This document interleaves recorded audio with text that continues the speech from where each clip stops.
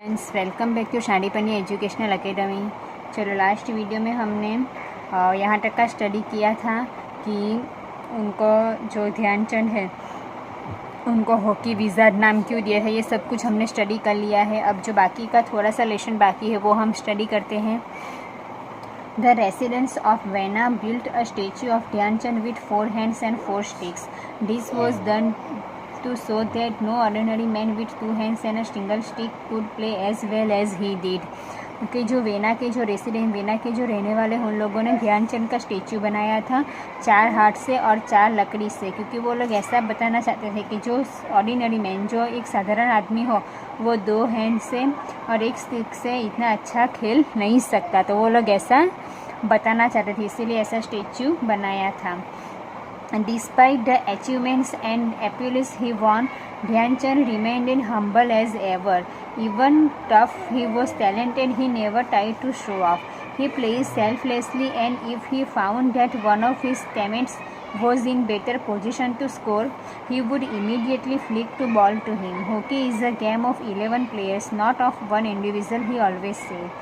कि ध्यानचंद की अचीवमेंट के बारे में बात किया गया है कि उनकी जो अचीवमेंट है वो इतनी अच्छी है, वो कोई भी गेम ऐसे इतनी सारी उन्होंने गेमें जीत ली है, पर वो कभी भी उसके ऊपर प्राउड फील नहीं करते, यानी वो कभी भी शो ऑफ नहीं करते। इतने टैलेंटेड होते भी वो कभी दिखावा नहीं करते, और कभी भी वो सेल्फलेसली यानी खुद के लिए नहीं खेलते। उनको पता होता है, वो हमेशा कहते हैं कि हॉकी की जो गेम है वो 11 प्लेयर की है, खाली एक की नहीं है।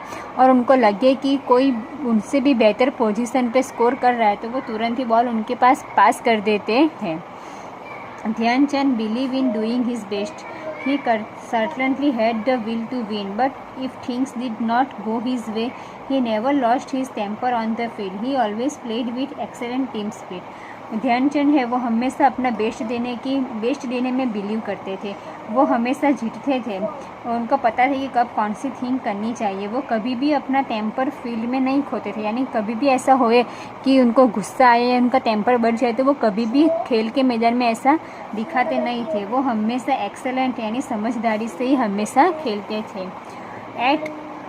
इन 1956 एट द एज ऑफ 51, 1956 में उनकी एज 51 थी। Dhyan Chand retired from the army as a major. वो आर्मी में से रिटायर हो गए मेजर के रूप में। The government of India honour him by rewarding with the Padma Bhushan, India's 3rd highest civilian honour. तो उन्होंने इंडिया की जो गवर्नमेंट थी, जो सरकार थी, उन्होंने उनका पद्मा भूषण अवार्ड से सम्मानित किया था। ध्यानचंद पास अवे ऑन 3 दिसंबर 1979 इन दिल्ली में 3 दिसंबर को क्या हुआ, उनकी डेथ हो गई। A year after his death, उनके डेथ होने के बाद the Indian postal service issue a commemorative stamp in his honour.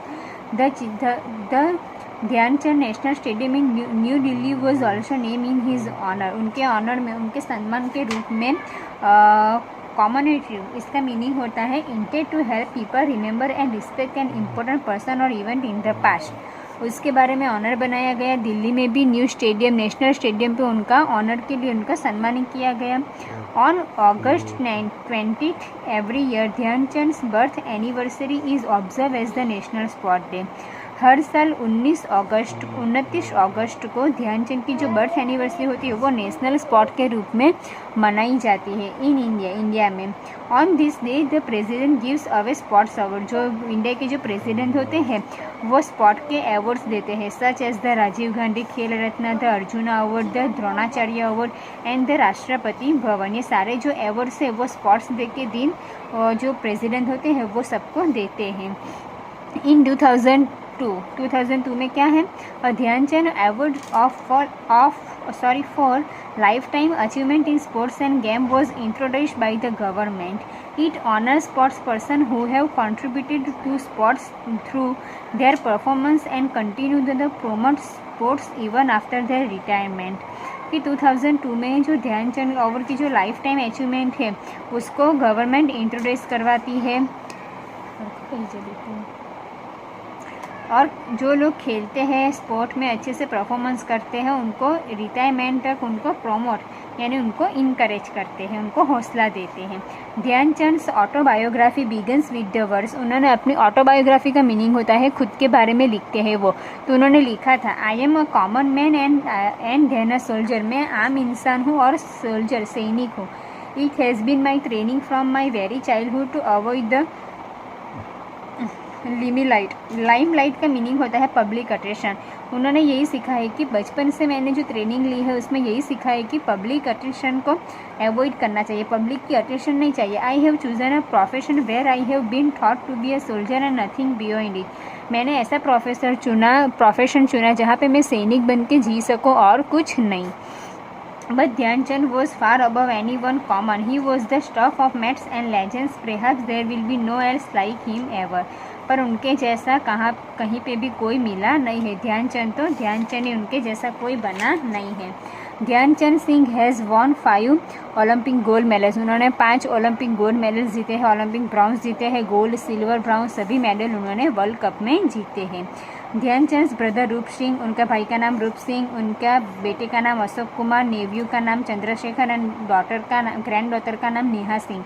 ये सब लोग क्या करते हैं, privilege of representing the national hockey team at the Olympics and various world cup games, जो भी वर्ल्ड कप गेम होती है, ओलंपिक्स होती है, वहाँ पे वो लोग उनको इंकरेज करते हैं पार्टिसिपेट को। In this way they keep this legacy away alive, यानी कि ध्यानचंद की जो लाइफ थी उनको वो लोग यहाँ पे जिंदा रखते हैं, उनकी फैमिली।